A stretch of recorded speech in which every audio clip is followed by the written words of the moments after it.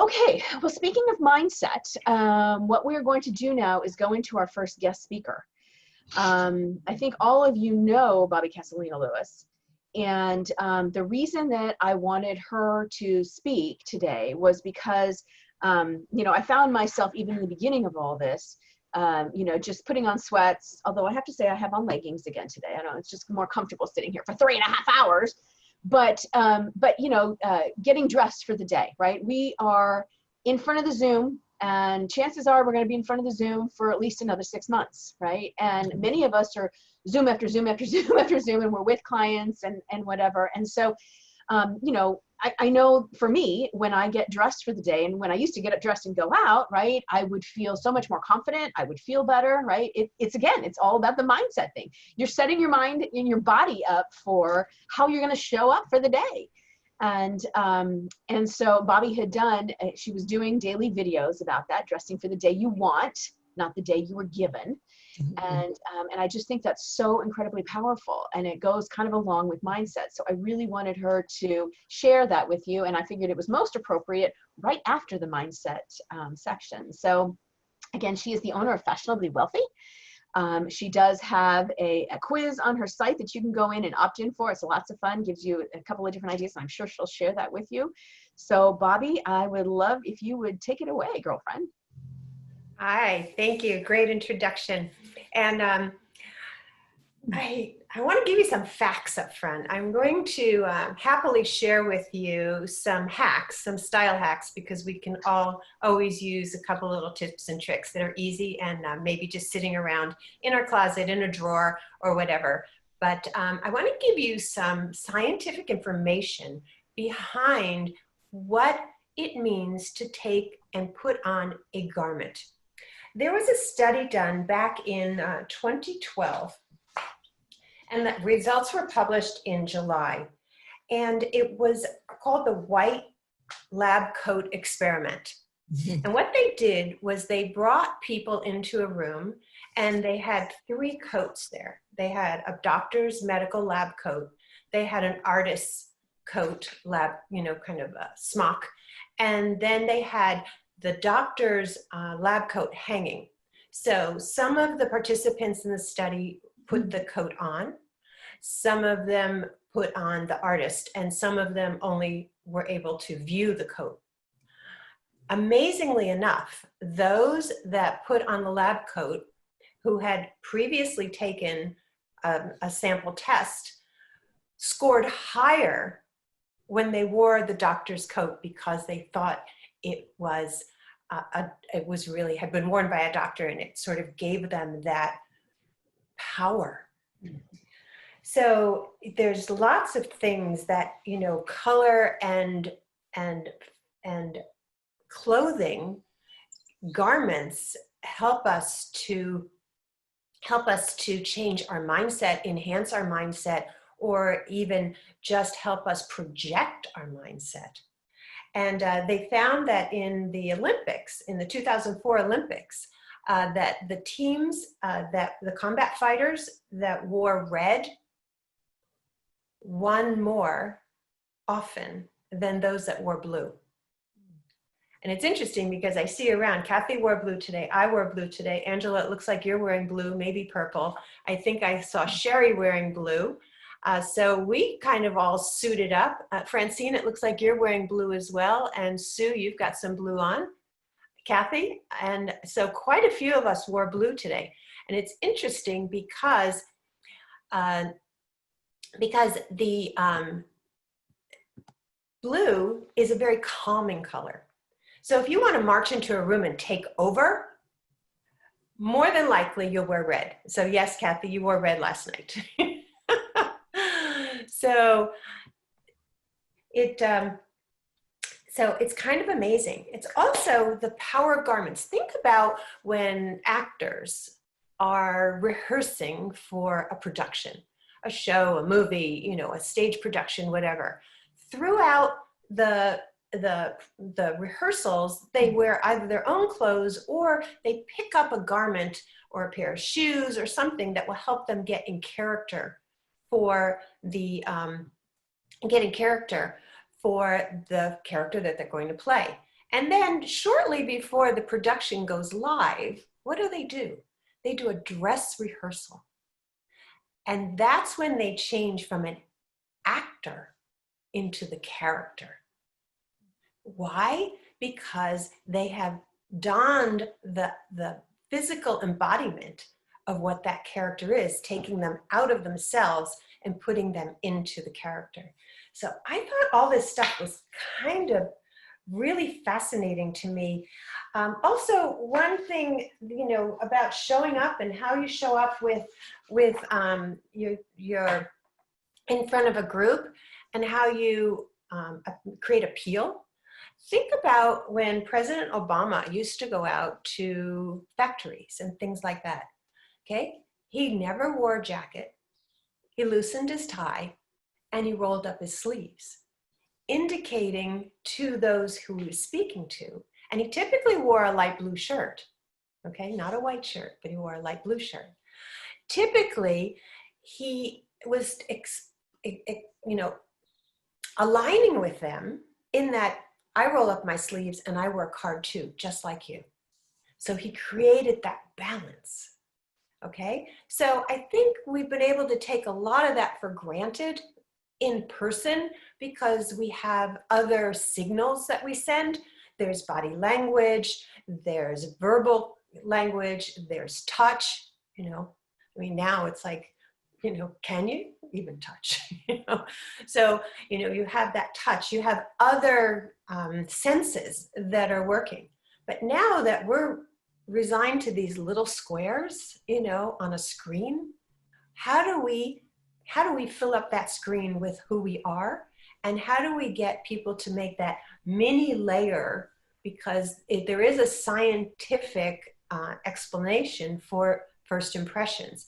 We process visuals in little teeny miny micro slices and it never stops.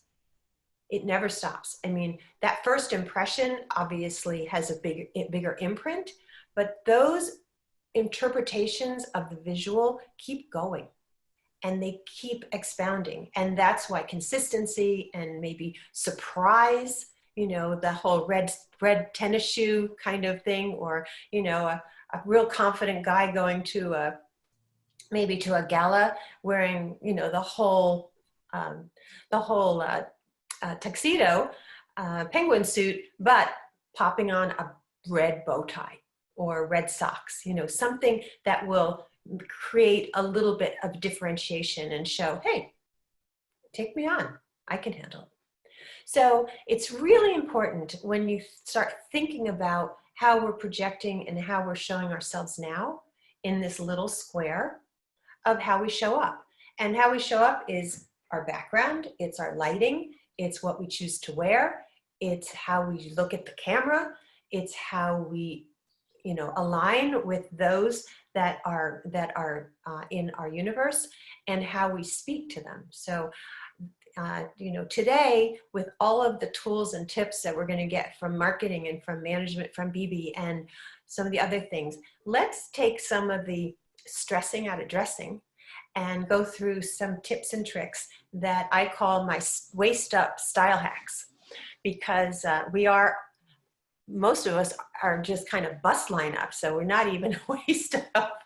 But you know, from the waist up is where we're really going to focus on. And Kathy admitted to wearing leggings on the bottom, which is great because being comfortable is important. I do encourage, though, if you have gotten slipped into the elastic waist mode during these months at home, that once a week at least you put on a pair of pants you have to zip and button, because you're going to be surprised, you know, if you wait too long. So, you know, definitely, you know, you've got those clothes in your closet, so slip them on, because you will be wearing them again. So, you know, give them some light of day. All right, so normally I talk about the 10 key wardrobe essentials, and I refer to that as you know, those wardrobe essentials that if someone came in the middle of the night and cleaned out your closet, you know, what would you need to put back in there so that you could function and you could be presentable? So, but since more than half of those related to the waist down, I decided to modify that and enhance it and give it a little fun for this, because most of us are zoomed out, and we want to be able to get up and and come to these things with the energy that we did. Maybe not as much stress, because we didn't have to travel on any roads that had a lot of traffic, but now we have the added stress sometimes of the traffic on the internet, which may or may not cooperate with us that day. So, very first style hack I'm going to share with you is undergarments. And it's the first one I always share. Undergarments, particularly for us ladies, are critical. Okay, so in the case of sitting a lot, obviously they need to be comfortable. Okay, and since you may get a flash from the waist up, you want to absolutely be supported. So you do need to wear a bra. Okay, it could be a sports bra. It could be something more comfortable. Today I'm actually wearing a strapless because I didn't want any straps to maybe peek out from my shoulders here. But definitely put on comfortable underwear, and definitely support the girls. They need to be at that sweet spot, okay, right across into sort of the mid of the upper arm, kind of goes across the nipple line. So if they're above that, they're too high, and if they're below that, you need to yank those girls up. Okay, so because that's where they're meant to be. The second one is, and a lot of these came up from things that I've seen, wish that I could have forgotten that I saw on calls. So the underwear one, definitely I have to get that off my chest first, because I was actually on a call early on, and there was a gal, and she had a skirt on, and she dropped something, went down to pick it up. I don't know what happened with the camera, but we saw quite a bit of her thigh. So, it wasn't pretty. So even though, and if you've seen people walk behind you as well in some of these, not behind us, of course, but you've seen, men come out of, the bathroom or whatever, because, we're not the only ones working at home. We've got others at home with us. So underwear is really an important thing, because without it, you have no coverage. Okay, so another one is when you're sitting down, your clothes do different things than when you're standing up. When you stand up, clothes drape, they hang, the fabrics can do what they want. The buttons usually hold a little bit better. Sometimes when you sit down, there's pull, right? So for men, we've seen some of their belly. And for gals, sometimes we see some of that space in between where the buttons are, if the buttons aren't close enough together. So just a little hack on that. I mean, everybody's probably got some man's toolkit, one roll toolkit in their house, a little bit of duct tape. So take a little duct tape and roll it, and just put it in between wherever that space is, and squish it together so that you can move around free to roam, but you're still keeping a nice long line in the eye of the viewer. And then the next one is dealing with bulk.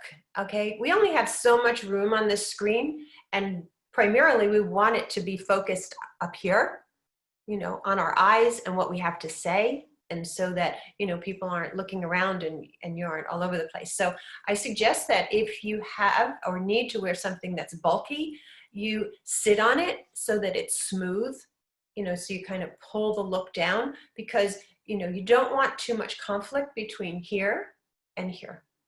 And what I also suggest is, if it's a t-shirt and it's not long enough for you to sit on it, but you want to take some of the bulk out, you can tie a knot in it, just tie a knot in it, because nobody's going to see it, because it's below your desk line, it's below the waistline. And another one is, I'm doing the trick today. I wore a jumpsuit. Okay, so I took all of the flak out of it and made it comfortable and easy, so that I'm not moving around and tucking things in or pulling things out. So, keep it comfortable, keep it lean, and do the same kind of tricks that you would if you're walking into a room. You want to be, do everything you can to make it long and lean. And the next one's my favorite one. Okay, earrings are the new shoes. I mean, how many times if you needed to buy something, whether you gained weight, lost weight, we're going out, had a bad day or whatever, I don't know, am I the only one that bought a new pair of shoes? So right now you can't really see shoes, although sometimes I will put the shoes on because it completes the look, and professional dressing actually gives you more mental acuity. It's scientifically proven.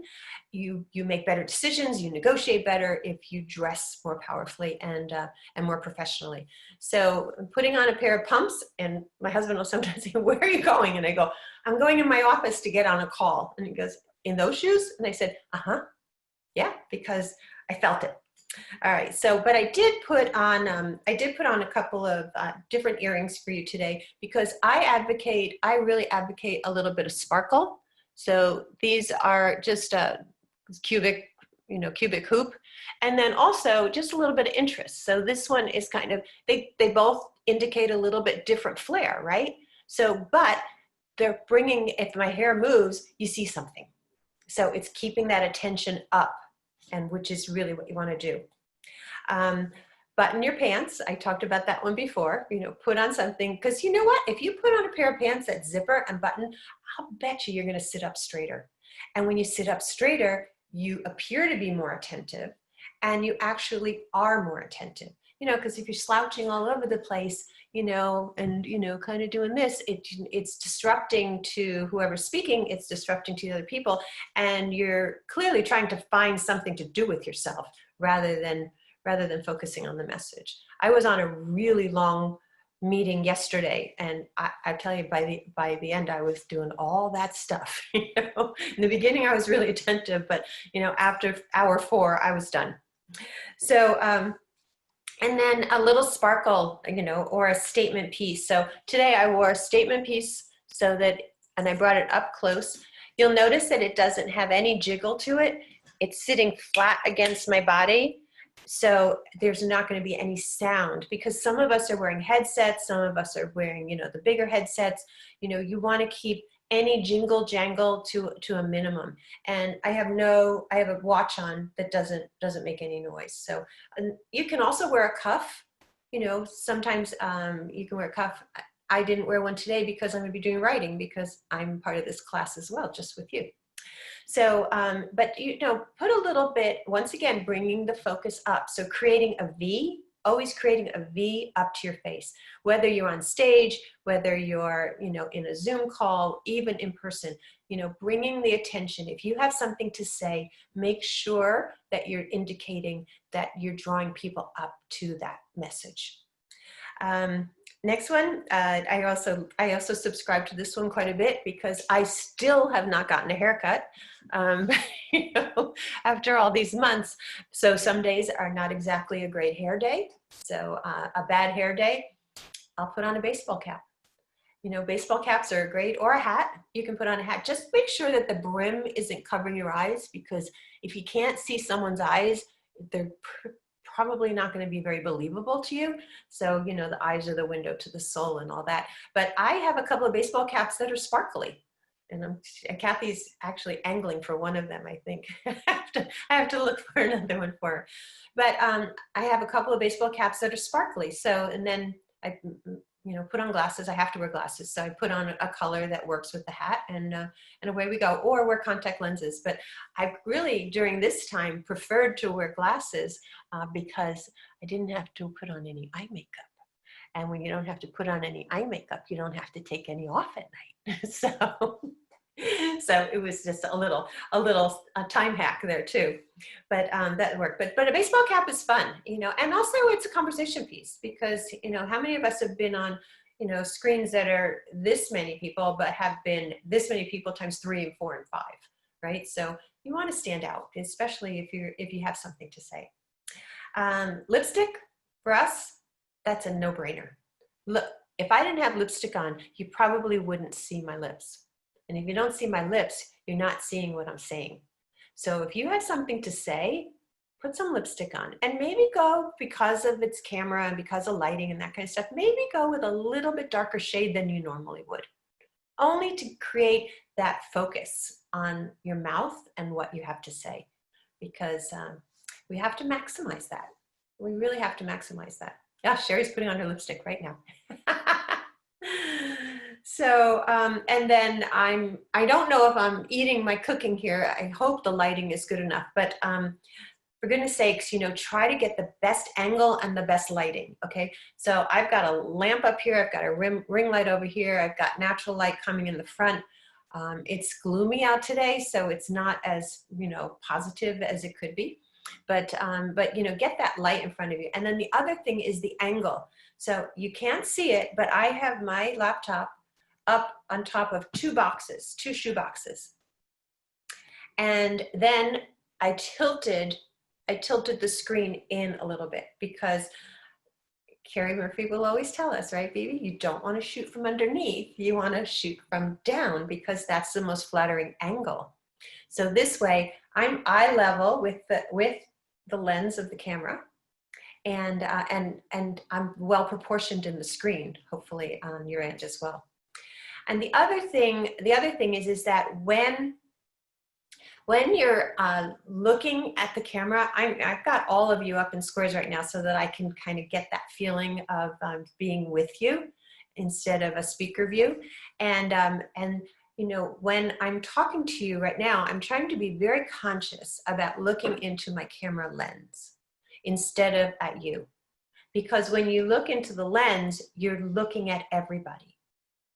And you're speaking to that person. If I look down and I look now at Louisa, you can see that I'm not looking at all of you, am I?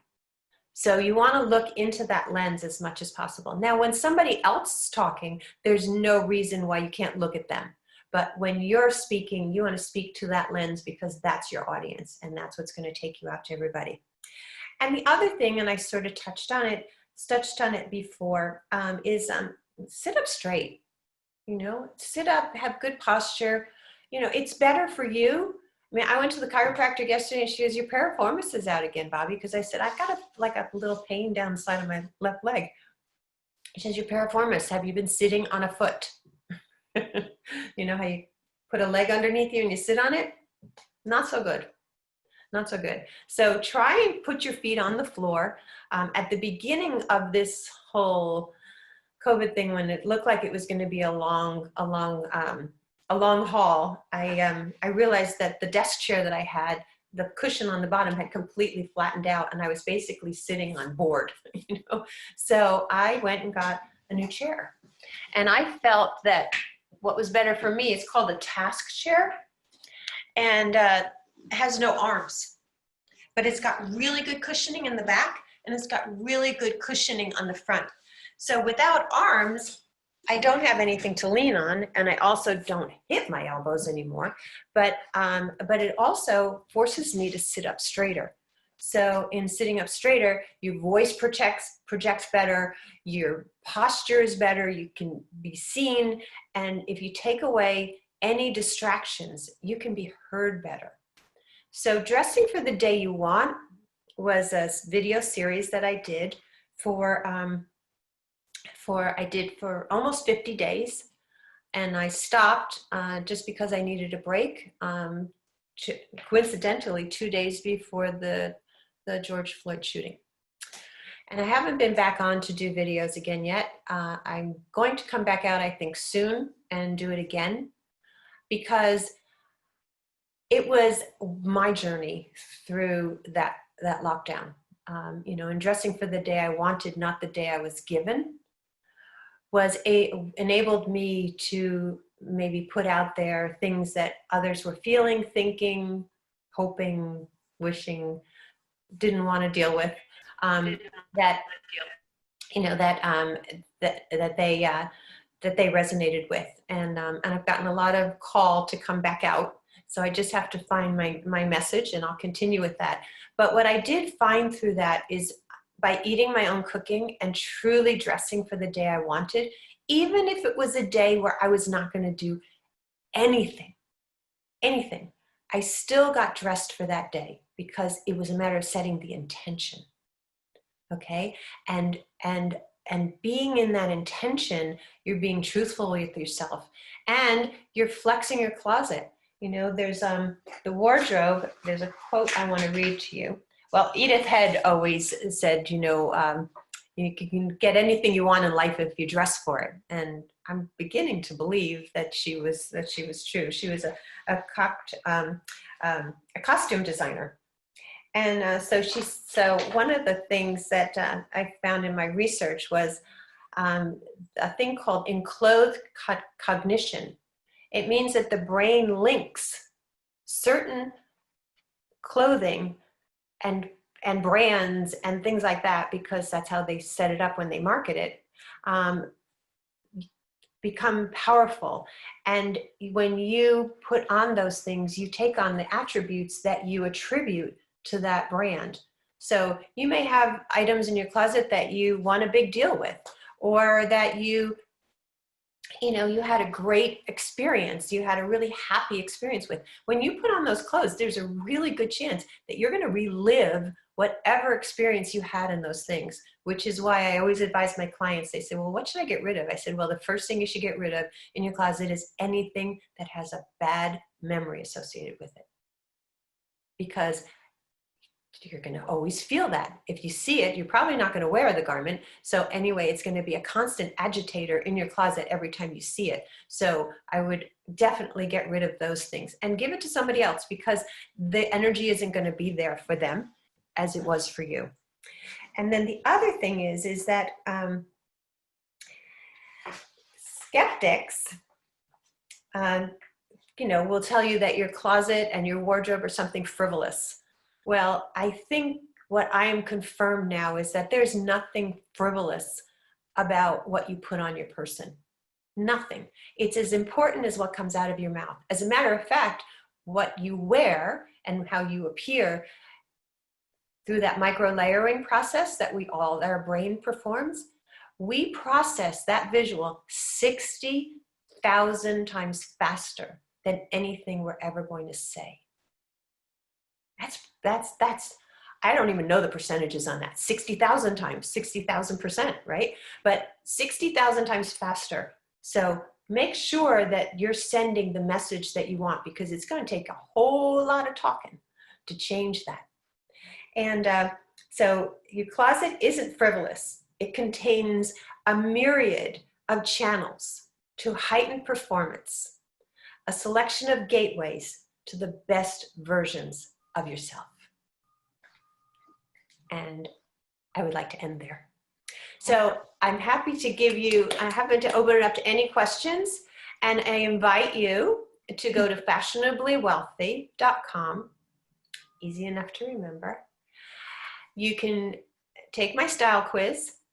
It'll link you in, and some of my marketing material will come up. You'll get a video, and then you'll be tapped into the 5-day Confident Wardrobe Challenge, which will give you 5 videos, short and sweet, which will give you some more ideas in a fun format, short, that you can implement to, kind of jazz up using what you have in your closet. Because I call myself fashionably wealthy, rich in style, because I use my assets. I use, and I encourage my clients to use, what they already have. And sometimes by realigning those things, you can come up with so many new options. And I think a few of you on this call are testimony to that. So I encourage you. I will gladly we'll schedule a free consult. We'll go over your style quiz results and see if we can, poke a few holes in some of the wardrobe or fashion challenges that you might have.